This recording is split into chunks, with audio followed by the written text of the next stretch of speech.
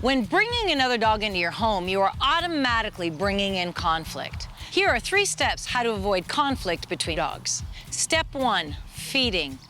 Make sure there is space between your dogs when they're eating. That means they're not eating out of the same bowl. They might have been when they were puppies, but as they get older and reach sexual maturity, what they want is they want space. A successful strategy is for the leader to stand in the room when their dogs are eating. The bowls are spaced appropriately apart, and when you're feeding multiple dogs, once they finish their food, you do not let them start to crowd or encroach on the other dog's food. I will make my dogs stay back or even down at their bowl to not allow them to intrude. Even if another dog is finished and the bowl is on the ground, I do not allow the other dog to go lick the bowl and check it out. I keep them at their bowls with boundaries and discipline to have discipline through this feeding ritual. Therefore, there is no conflict. If you'd like to have this in your daily life, and much more, it's not as hard as you think. Join Top Dog Academy community today, and you will receive step-by-step instruction on how to have all of this and much more. Step 2, affection. Do not allow the dogs to compete for affection with the human in the home. Allowing the dogs to crowd the human and compete for attention and affection can lead to fighting and possessing the human. A great practice to instill in your dogs is that they have to wait patiently to be petted, especially if another dog is already being petted.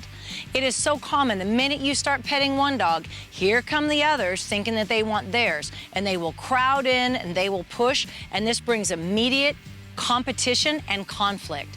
It is important to instill respect in your dogs as they wait to be petted.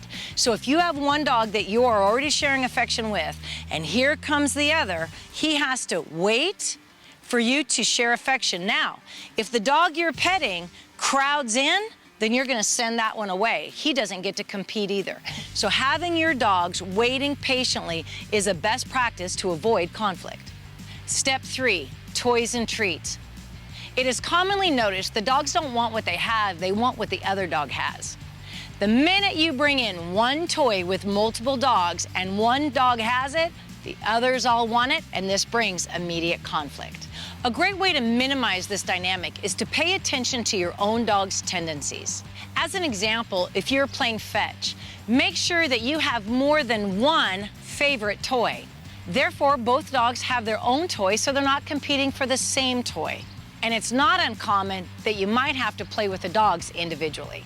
If you're giving bones or treats, make sure both dogs have space. You might need to stay there to orchestrate one dog going to that side of the room and the other dog going to that side of the room. If you can't orchestrate that, then it's a good practice to put one dog in a crate and let the other one be loose so everybody's safe. If there is conflict when you're giving your dog a treat with both dogs sitting together in front of you, you might just abandon this practice altogether. But if you're dead set on giving them treats, put it in their feeding bowl, and then do the feeding ritual the way I described in step 1. If you want to minimize conflict in your home with multiple dogs, you have to have rules, boundaries, and discipline. It's all about leadership. To learn more about leadership, watch this video.